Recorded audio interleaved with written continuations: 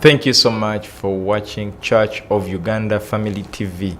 It's a pleasure having you tuned in. This is the Family Hour, empowering families one episode at a time. This is our Wednesday edition.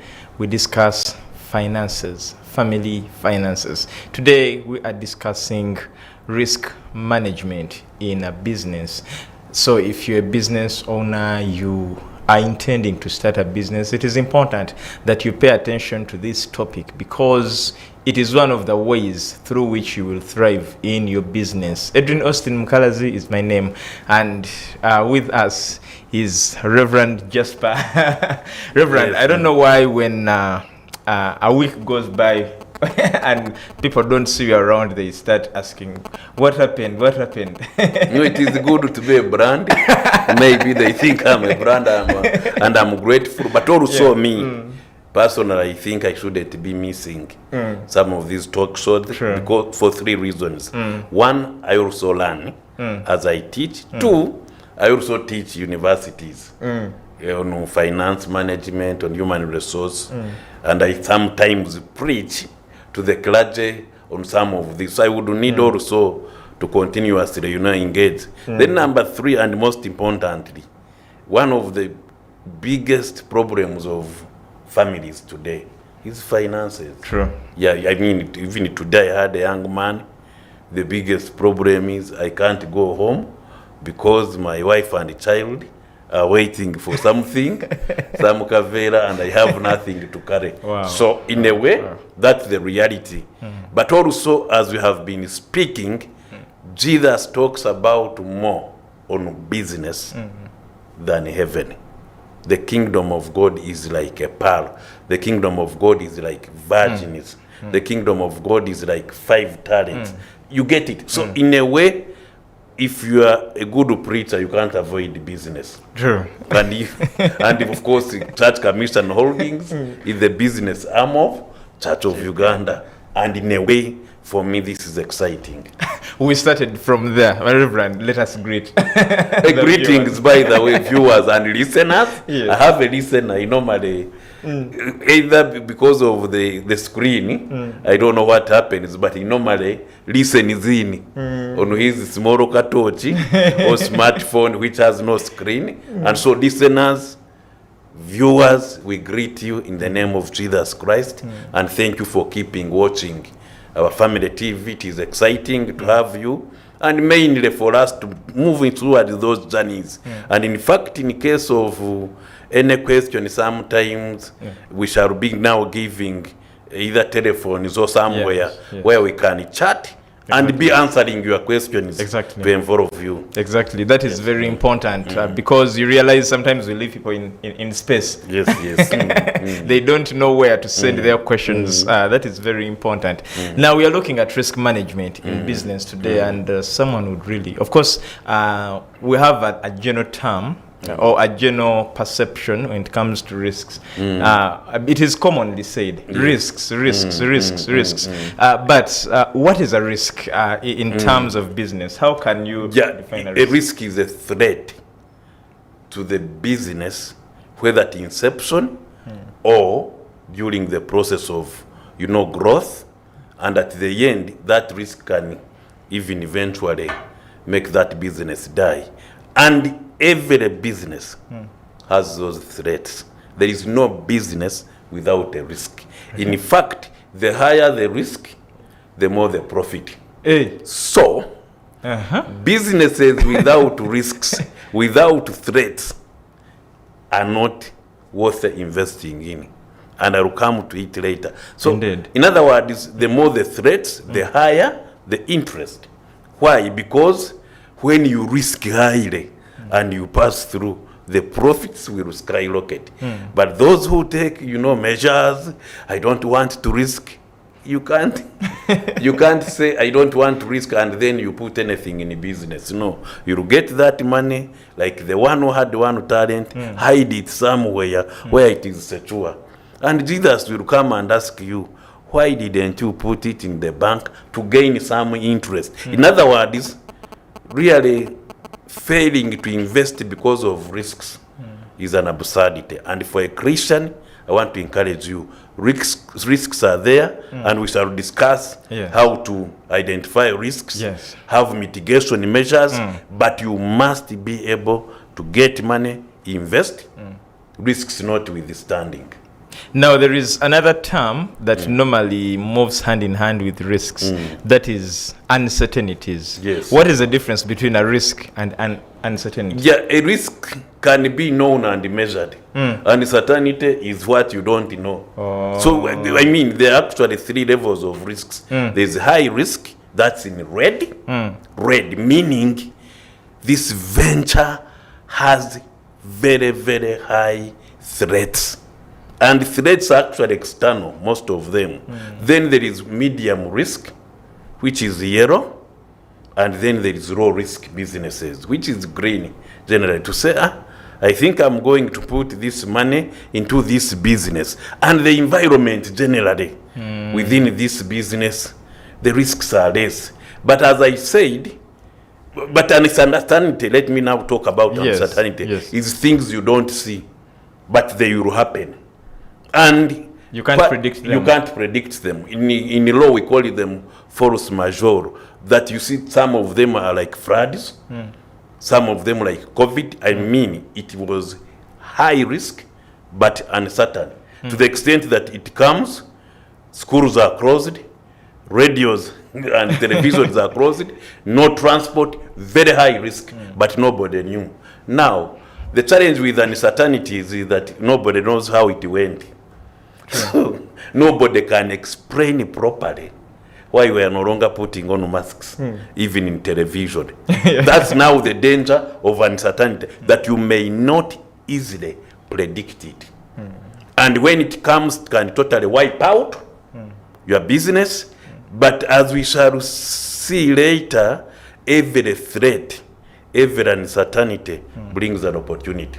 So those people who began producing sanitizers, those who began producing masks, those who said that we need, secure presses, big halls, made business, and a lot of business. But those who said, COVID has come, we never knew about it, and they slept, their businesses are still now in a limbo. So uncertainty is what you can't tell, but risks, you can actually measure them. To measure the risk that I'm entering this business, and this risk is high, and I have what they call, later we shall talk about it, mitigation measures for each risk, to have a solution to it. And you must have what they call a risk plan from the beginning. That this high risk, I will do this.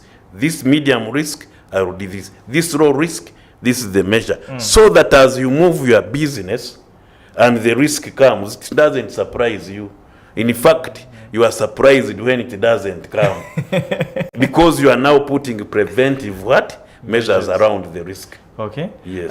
Very, very important. There is something you talked about which we can't just leave at. You are giving us the types of risks. You gave us 3, but it was just sketchy. Yes, okay. And we can get into the details so that someone can really understand this very well. Yeah, in terms of business management, there are actually several types of risks, but the biggest one is what they call operational risks. Okay. So you have like a transport company, and your vehicle is moving.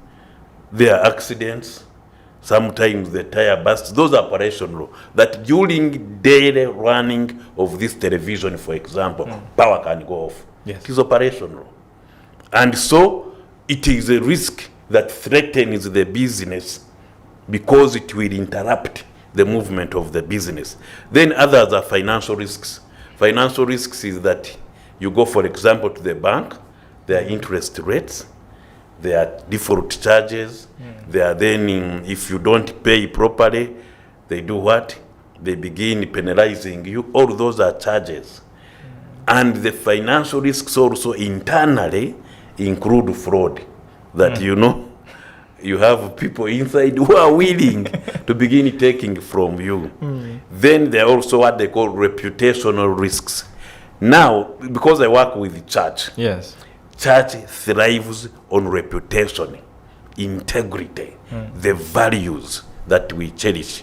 Now, if you find a church with a bad reputation, the truth is that customers will not come. The priest will struggle, the pastor will struggle, and many churches around Kampala and up country are struggling because of reputation. True. Of the chief executive, who is the vicar, who is the priest. I normally tell them, of all things you can't lose is that reputation, because again the gospel thrives on reputation. Then there's also what they call strategic risks. Strategic means I have a strategy, but then when I'm moving towards this end, the strategy has failed. I mean, if you are running a school, the strategy is to have enrollment of this number of students, but during this enrollment, another strategy will be to build a hostel. So you get the enrollment, but you don't have the hostel. It is a strategic risk, and that's very big. Why? Because we talked about network marketing. Yes. Because somebody will say, you brought forth people you can't manage to sustain. True. And so that's a strategic risk. Others are compliance risks. Now, compliance means there are statutory obligations. You are not paying URA, you are not paying NSSF, you are not paying KCCA. And those compliance risks, URA will get up one day and simply close your account, freezing. And I normally encourage people, of all things you need to pay for are those statutory obligations. Why, if you don't, that risk is so high. Because when they close you, yes, you'll go to court, but you'll go to court when you're already what? Closed. And so compliance risks are very, very key. Then the second last that I can remember is cyber risk, cyber security risk. Today, we are using what? We are using phones. Yesterday, the risk I saw it. I was sending money to my two sons, but I sent to one. So he rang me that, hey, Bradley, today, God bless you. Thank you so much. You sent it twice. And when I checked, behold, that was it. That's what they call a cyber security risk. That through operation, you can just get one figure wrong. Yes. And you send money to somebody who totally will switch off and you lose the whole money. Then if you have a bank account, same thing. You are typing and instead of 5 million, you add another 0. That's 50. And when you press the buttons, things will go. And after going, I don't know what you will do. Whether to call the one receiving, but that's a huge risk. Sure. But then currently, we have what they call hacking. Yes. And let me say this, during, I have ever talked on this TV about these children who are etc. blind. Yes. So during, COVID, 2 of my children hacked into a certain service provider, and they were getting GBs. But I asked, they said, yeah, we entered, and of course we had to repent and had to even approach the service provider to tell them to put firewalls so that there's no more hacking. But the children today, their capacity to enter systems is so high. I know 2 banks recently, 2 weeks ago, 2 banks really were hacked into. Yes. And that's a and I happened to be a victim of one of those banks. Okay, yeah.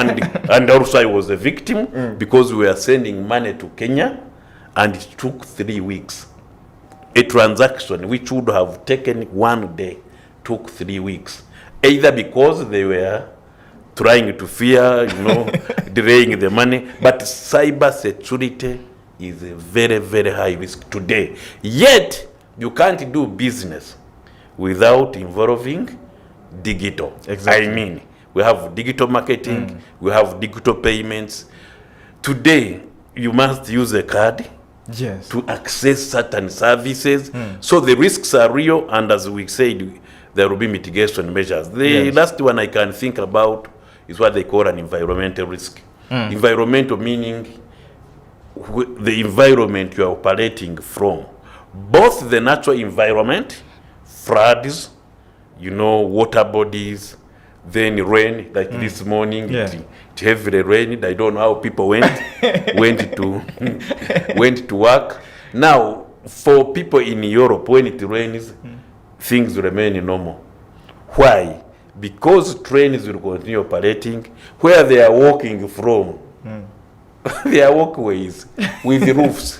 But here, if you are around the KCCA Center, around the Clock Tower, around the Ginger Road, the floods might take you. So the risk, the external risk in terms of flooding, in terms of rain, as an interruption to work and business is real. But there is also internal environment that you see. You enter a company, theirs is to work slowly. Theirs is to steal money. That's internal. Theirs is to begin talking about the organization. And you see in church, we have people who talk about our church. Hey, Church of Uganda, what and what? They don't look at the positive. Yes. Theirs is like a replica of Jeremiah's lamentations. Wow, this priest, this what? And they do not see anything good, except when they lose the person and they say, hey, Reverend, come and lead the vigil. That's the only good thing. And you see, when you create that energy, it becomes a risk. Why? Because even the one who had hope begins totally losing what? Hope. I was talking to the clergy in Rural Diocese, and thank God, one, we have won the case, but two, even if it was not so, we were praying for God to intervene. Yes. And I thank God that, many clergy, we were down asking God to intervene, to restore positive energy, that the environment we are operating in, yes, I can excel. I was working in St. Nicholas, Karelwe once, and when it floods, people don't come to church. But when I was seated, I saw a banana fiber. A banana, I don't know who had put it in garbage, but it had come out and it had a huge banana plantain. I am using local language. It had a big matoke. And I wish I had taken a photo. But it told me something. That even if the environment is bad, you can actually thrive. You can come out. And therefore, if the environment is bad within, still as a worker you can thrive without necessarily having those risks affecting you. And so if you're a good worker, get up early, work so hard, it doesn't matter what others, the bad energy they are bringing. But again, that's an environmental risk, which can be tricky. I have now remembered there is also HR risk, human resource. That you see, many people have had what they call competitive education. From P1, I was number one. Whether that's practical or not, ignore. They reach a university, they get first class. I met a first class graduate in procurement who didn't know the bidding processes. Reason is, he was reading to pass. So we have a human resource, especially in our nation, that is really at high risk of not being hired. Why? Because they were told that the moment I finish university and get a job, it is the salary that matters, not the outputs and outcomes of that job. And so it is a high risk, especially in Uganda. That's why, like hotel industry, banking industry, you'll find more Kenyans, especially on top than Ugandans. But of course, I'm encouraging us. Please work hard. We can copy what God honors people who work hard. And of course, I have got an opportunity to work out in outside countries. The work culture really is slightly higher than some of our Ugandan students, especially those I normally call them what? Exotic. Why? Because they like grew up in a cage from this to this, this. So they haven't met an environment where hard work is the tenant. So I don't have to be told to get up at 5. No, it is automatic. Why? Because I used it too. Then when I got a job, I continued. To date, even now, I'm from working. When you are sending messages to come, I was, why? Because in me, I hating leaving an office where, there are piles of papers. And then you go with a lot of stress and panic. Stress, and then the next day, bad energy. No, I would want to finish up these assignments. And these days, I even have so many calls, and it is tough, but it is better to work hard so that the human resource risk is what? Totally mitigated. Whom you recruit, how you recruit, whether they have good parents. Me, I can't work because me, I will dismiss you, so that you go and put that risk elsewhere. True. The human resource risk. It is very, very difficult to control because they are human beings. Yeah. Because I think partly because the education is theoretical, the interviews are also theoretical, so there is no room for... And who has sent you? Well, we want to look at how someone can identify a risk basing on the number of risks that you have shared with us. Yes, so in a way, there are like 6 phases of risk assessment. In fact, we call it assessment. Number 1 is to identify the type of risk. Identifying what type. Is it financial? Is it human resource? Is it about the strategy? Then when after identifying, you prioritize in terms of high, medium, and low. High is red. Medium is yellow. Low is green. Or you can put white, something that you can manage. So, and that priority is very important, because when you are looking for what they call entry points, mitigation measures, you go according to the big risk. You first handle the high. Then number 3, after knowing that, there is what they call risk profiling. That this company, the following are the risks.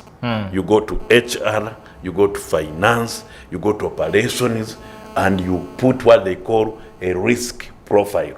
There are some agencies like PPDA, Public Procurement and Disposal Assets Authority, with a risk register, where you enter and they will give you a register to know the type of risks that they will be able to be faced. In fact, I'm also going to do it in our company, to have a risk register. Yes, church commissioners, so that when you enter, you just read and you know, this one is very high risk, this is medium risk, this is low risk. So we call it risk profiling. Then immediately after risk profiling, you formulate mitigation measures. You formulate now this risk, operational risk. For example, if you have a bus company, please listen, especially people with transport. Service industry is not like any other industry works. Service industry normally is promoted through how you treat one customer. I mean, if you have like we have Namirembe guest house, how you treat one customer will determine how many will come the next day. So it is important for service industries like buses to have mitigation measures.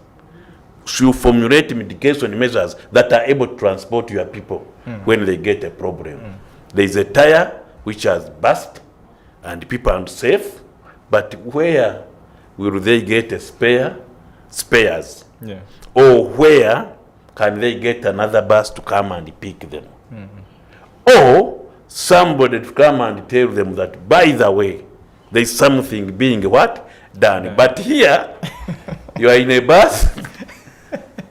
One, they won't even tell you that the tire got a problem. True. You 2, just see the they will bus stop parking and we go for what? Shortcut. We are trying to, we have a mechanical problem. It is even not, they don't even mention a tire. then 1 hour, 2 hours. I can assure Sometimes you don't even get someone to explain. nobody will explain. You just see people moving out. Yes. Coming And in. so later, it doesn't matter how much that bus charges, because they formulated something that does not help the what? The client. customer. Yeah, but buses which now will have, and you will see it, that you see we have sent a bus from this place, it is coming, people what, and they buy water and give. Those are mitigation measures. And then you drink water, of course, it is 1,000, but you feel that I am a what? I am a customer. So the formulation of mitigation measures for each risk that is profiled. Then after that, please execute. Now, that's implementation. Yes. And that's the biggest problem. The biggest problem is on execution. That instead of people, okay, you now know the risk, but you see it. When it happens, you say, okay, I knew about it. No. Ensure that you are executing, that somebody is actually checking. For example, I wrote an article on Uganda Wildlife Authority. Yes. You know, you have the risk of people going for gorilla tracking but not paying UA. But they are not paying Uganda Wildlife Authority after 2 years. That's when you are identifying it. The risk, if you know that a tour company or that Uganda Wildlife Authority is charging $500, for example, that's a high risk area. Why? Because one tourist costs 500 times, for example, for about 2 million in Uganda shillings. The risk is so high that if I was in that organization, I would be assessing tourists entering, tourists going to the gorilla sanctuary, and tourists coming out. So that you have an estimate. That's why they call it execution of risks. But look here, you wait for Editor General to audit, and then the money is already what? Gone. And in risk execution, I would even involve parties. That if you are a tour company, and you took somebody for gorilla tracking without paying, then mitigation measures include penalties, blacklisting the what? The tourist.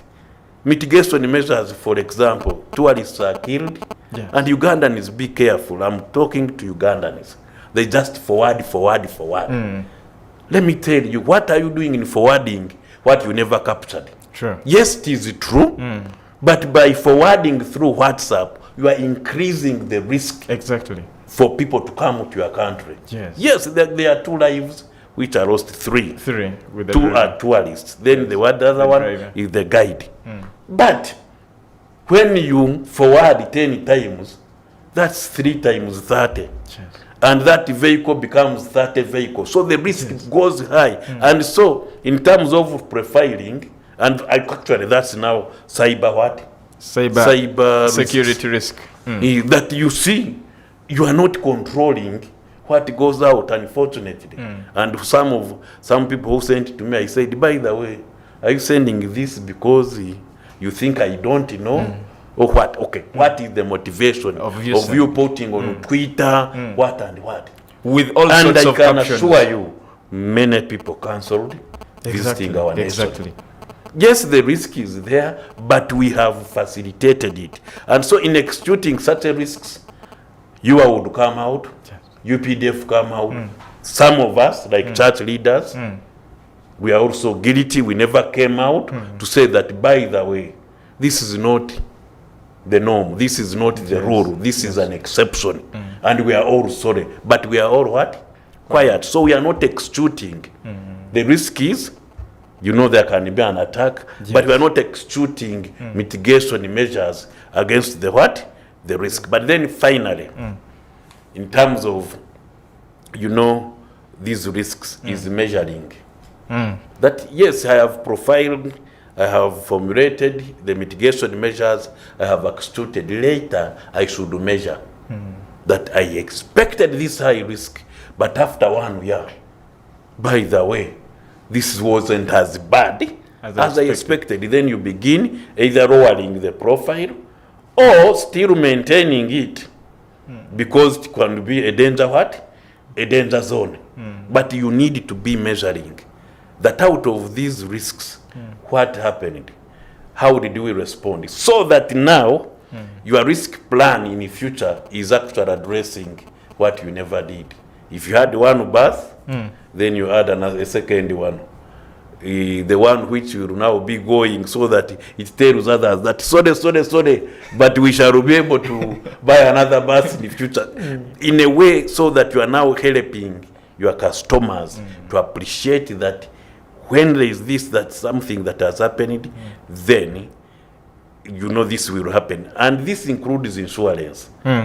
Maybe I think I need to go to what type of interventions do we do for the risks. Now, there are about 5 types of it. Let us first take a commercial break. When we return, we start with those interventions. Stick with us. Okay.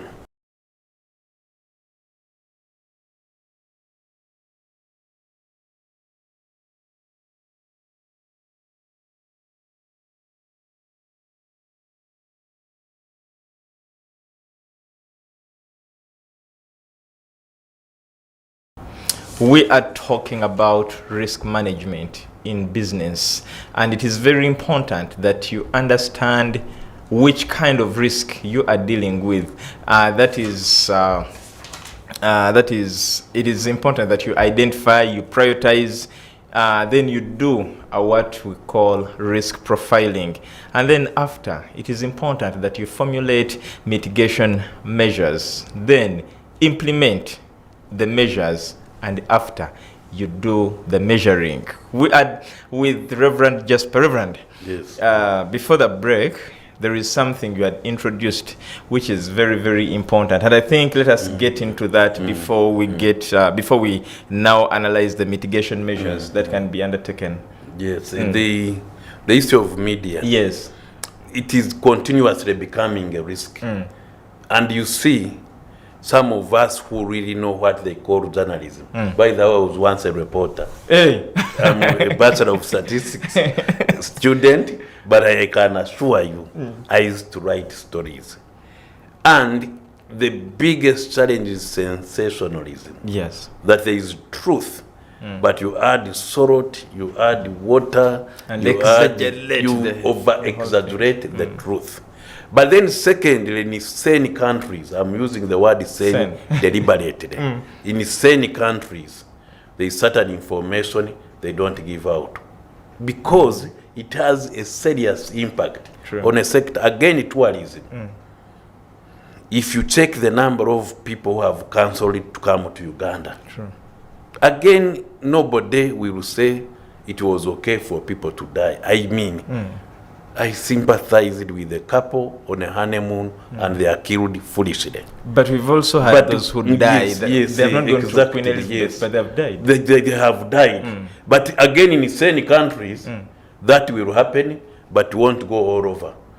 But of course, we wouldn't want a level where we are regulating media. There's what they call quality assurance mechanism within a media house.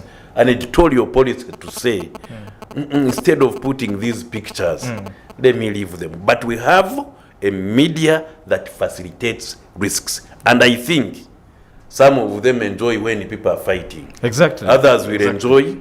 I was in Ruwero, for example. And the media was reporting that Ruwero is on fire, groups are coming to fight. I was there. And they took pictures of young children taking, carrying posters, and the vehicle which came, it was hooting 3 times, and that's what you are putting on TV. You are not putting on TV that old woman who is seated and wondering what is happening. And you see, when I was studying a little bit of media, I was told that when 2 people are on top of a building and one falls, it is good for the media to focus on the one who is still remaining on the top. The reaction, the word. That's the better story than the one who has fallen. Fallen, it is clear. Things are bad. But the reaction of the one on top of a building will give you the story of the shock, of the reaction that this has happened. So media, I'm appealing to you, be like Family TV. At least report some good news. And I can assure you, we shall still buy them. True. But I detest people who concentrate. Yes, I'm a Twitter person. By the way, I was Facebook, seriously. And I would also report some news which is true. But I found out that I was facilitating certain culture of believing that nothing is good. So I closed my Facebook account. I have now spent 3 years without what? Going on Facebook. And I am not, okay, I might miss it a bit. But no, I'm not going to facilitate bad news over the truth of the gospel. There is a funny video that is making headlines on Twitter about a lady who resembles the Prime Minister, and you know, before we know it is everywhere, and everyone is saying this is your Prime Minister. I watched it this morning, and you see, I am on my devotion reading the Bible. Then I see on a church a church group, Prime Minister. So I was like interested. I open, somebody is falling over another one. Okay, let me assume that was true. Then what? So what are you teaching me? Why should I waste my MBs?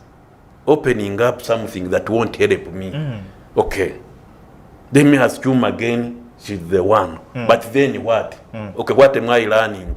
That we have leaders who fall all over in excitement or what? And you see, the tragedy is the one who forwards has no relationship with the initiator. Exactly. And so false news, as a risk, by the way, to businesses, will spread. Yesterday, I was watching also a TV where they said rice has some toxins. It's poisonous. Yes. Rice in Kampala. Yeah, generally, that's a good research. But I would want to know which type of rice. I would also want to know what percentage of toxins are risky and not risky. What happened? Because I was serving in the evening. My friend, I jumped rice. And so the risk of now rice growers. And again, those people and again, this shops. is with all due respect. Research I like, I'm a statistician. But instead of being ambiguous, you rather wait.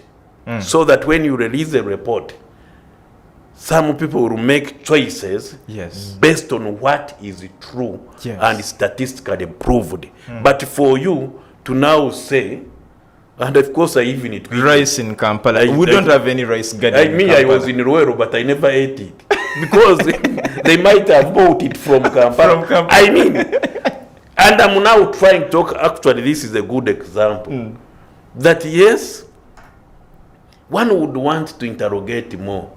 Because you are saying some types of rice are okay, others are not. But you are not saying what is okay. Because one, there is a risk of litigation. Two, I think you are not very, very sure which one is okay and which one is not.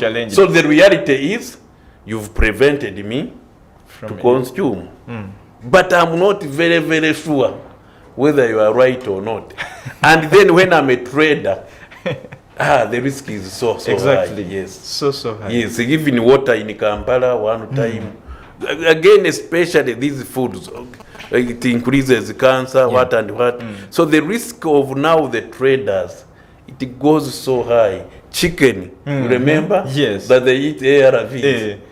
Now, when I'm in the hotel, I jump chicken.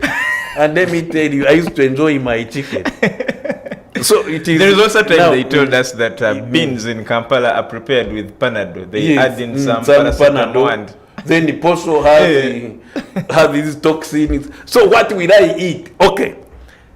The risks are there, yes. But try to help us, lead us into somewhere, so that there are alternatives, because we must eat. I mean, even if vegetables have been talked about. So what do people eat? And so again, let's be careful, especially if we are sure that this will now make a very high risk for people in consumption, but also for the trader, because there are those who are genuine. True. And I can assure you, if you are genuine, it will be difficult for you to begin believing in any truth. Yeah. Yeah.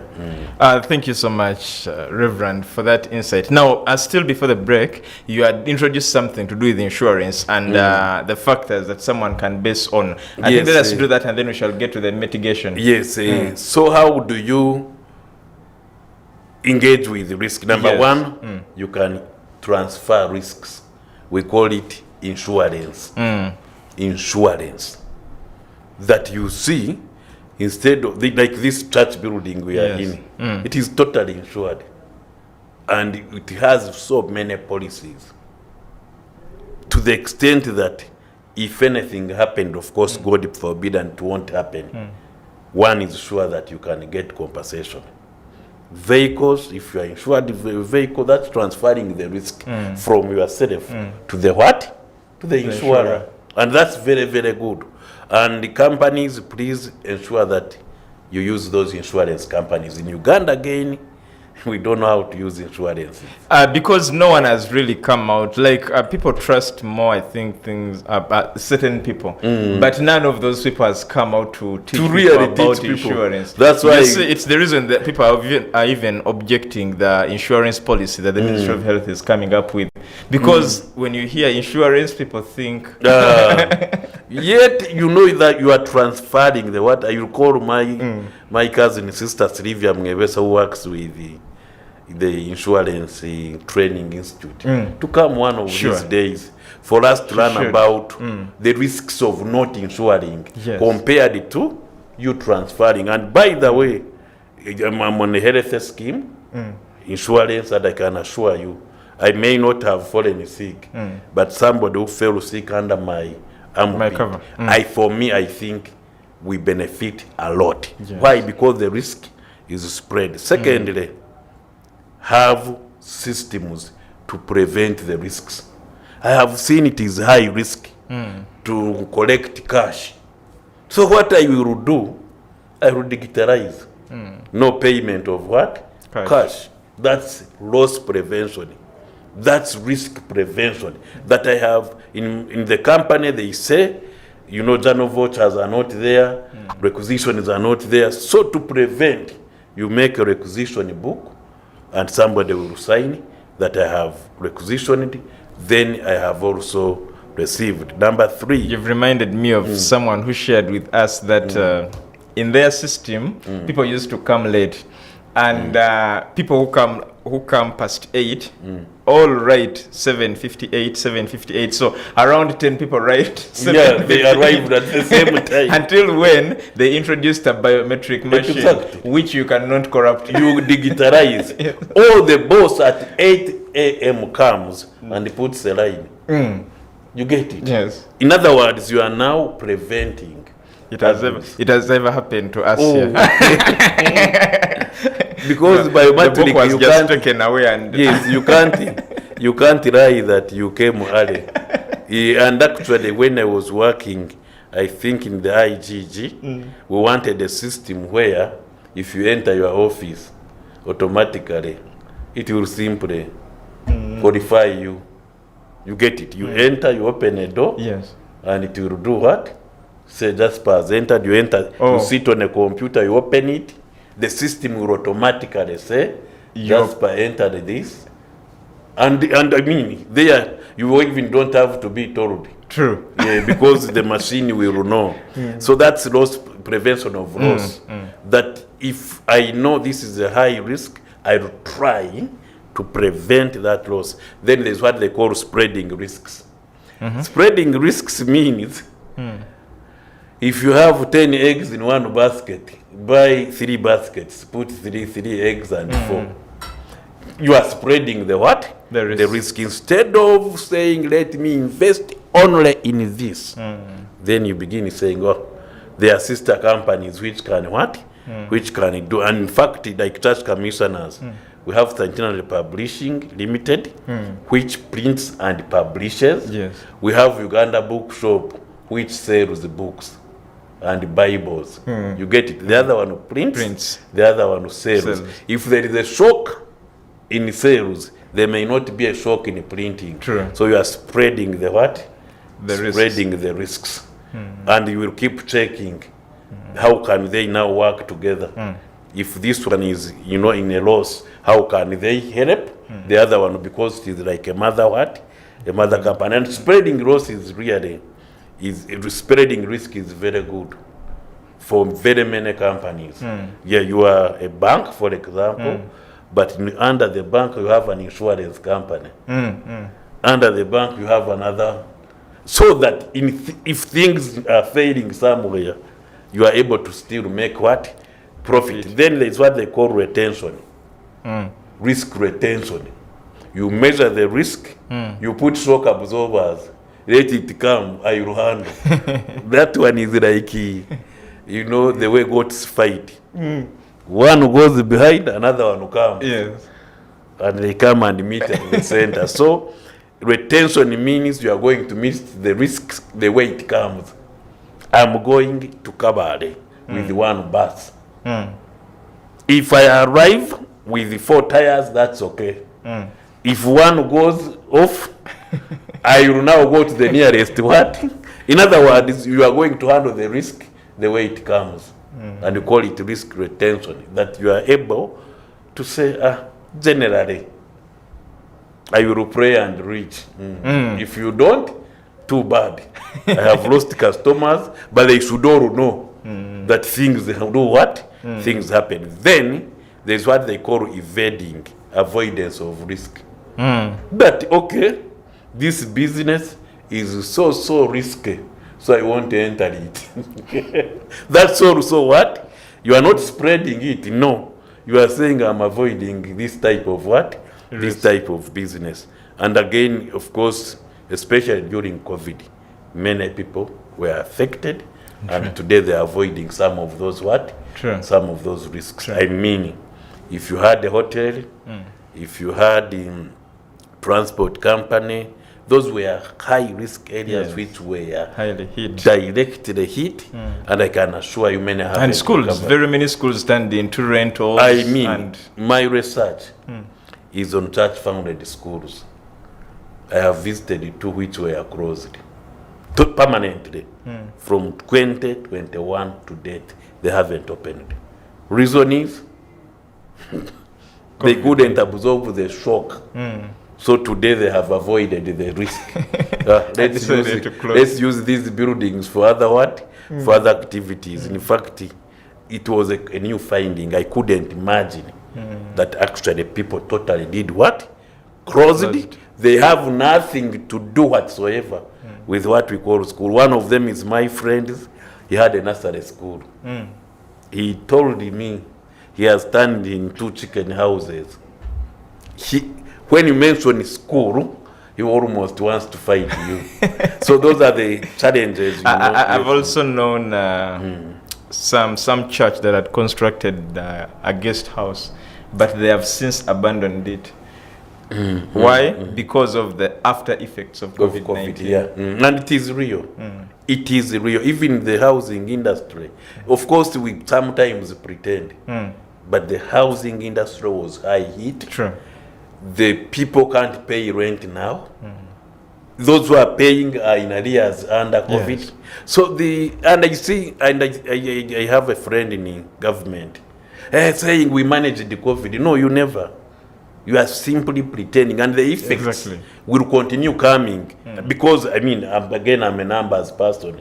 The effects of COVID will continue coming in almost all industries, and we may take about 5 to 7 years to totally recover from the shocks. Because it was a shock. To close a nation for 6 months, I can assure you, it is not as easy. And again, closed, no business, no what yet you have to pay. And not closing was also as risky. You get it? And so I'm not blaming closure. I'm simply saying reality is that because of closure, we shall be in shocks for about 7 years. But nobody is talking about it. It is as if business. No, it can't be business as usual. because I mean people were not earning, so they can't pay taxes. Others were laid off permanently, by the way. And don't think that you can totally have an economy closing and then you can wake up and miracles happen. They don't. But in church, of course, miracles happen. You've reminded me one thing. The government is putting a lot of efforts to see that people benefit in parish development model funds. But now, I was in some community 2 or 3 weeks ago. These people had received money. So, the person I was with introduced me as someone from Kampala. So, people were like, so we can trust this person from Kampala. Wama, for me, I want a flat screen. For me, I got this money, but I've always yearned to have a flat screen. Then the other one was like, me, I want a smartphone. I've always desired to have a smartphone, but I'm told in Kampala there are a variety. So I can get one at 500,000. Is it possible for you to buy it and put it on a taxi to send it? But this is parish development model. I wrote 4 articles on parish development model. And you see, when you have a model, again with all due respect, where you have not mobilized capacity down to receive, and you just say, money is coming. Let me tell you, people will organize themselves and get the money and eat it, and that's all. And so, in terms of social accountability, please note there are 4 things. Number 1 is what they call community empowerment. That before I send this money, I have empowered communities for themselves to ensure that whatever money comes, they can utilize it for the purpose for which that money has been sent. Empowerment. And empowerment means really you are not simply giving information. You are encouraging communities. If you are saying that we need groups, for those groups to have been there, we are not forming a group to receive a flat screen. Because, again, if you buy a flat screen, you need electricity to pay for it. Yes. Okay, you might watch Nigeria, but you need money to eat. And so forth. So number 1 is community empowerment. That we have communities empowered enough to receive the money. Secondly is access to information. That, this PDM money should be used for 1, 2, 3, 4 things. Not to buy TV screen, not to pay school fees, not even to marry another woman. There are those who are using it to get another one. Not to do 1, 2, 3. Access to information. That this is the amount, and you will use it for 1, 2, 3, 4, and you will be able to pay back 1, 2, 3, 4. Then, number 3 is responsiveness. A responsive government. That the moment we know that these people have access to information, they are empowered, then we shall respond according to their needs, not according to our priorities. Now, what are the priorities? We shall send 100 million to a parish. That's our priority. But the question is that what they need? So if they need more than 100 million, what happens? And who will access what and at what time? A dysfunctional what system. In other words, the model may be good, but you haven't learned that priorities on the ground are different from priorities on top. And so when you send money, people haven't eaten, they will go and buy food. One will even say, let me buy now goat's meat. Someone told me they were using the money, like they were buying beer. So today it is this one who buys, the other time it is the other one. So the whole model group has somebody to, and you'll find that all those who are buying are men. Yes. And so women and children are not what? Included. And the purpose really is socio-economic development. The last one is community monitoring groups. Now, in terms of social accountability, I wouldn't want the community development officer to be the one to monitor PDM. No. Have community groups. We used to call them Mayubakumi, 1980s. Local councils today, of course, the Local Council Court Act 2006 give them powers as judicial. Yes. They are also administrative, etc. So you can form groups that will monitor information inward, then monitor the use, ensure that it is also recovered, and then they take it back, because this is supposed to be a revolving fund, not something you get, drink, and then wait to be arrested. Reverend, what is your streamer?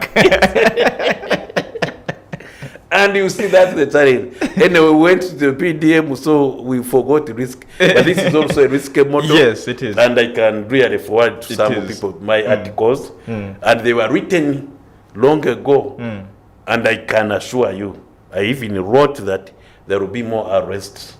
And I can assure you, there will even be like a blanket, we shall not arrest anymore. Why? Because guys are drinking the money, others, and so forth. So, in a nutshell, again, the more the risk, the more the interest, and the more the profit. And if you have a business, I pray that you have a business plan that will also directly inform you about the risks that you are able to meet, and then have those mitigation measures. How will I meet these risks, so that at the end of the day, you are not fearing to do business, but by faith, you enter that business and identify all those risks, and slowly continue mitigating and building walls around the risks, so that at the end of the day, you are a good businessman and business family. So God bless you as you do business in God's name. Up next is Soul Moment. Edrine, Osteen, Mukalazi is my name. I've worked with Brinko, Ategeka, and Didmas in transmission. Good night. Bless you.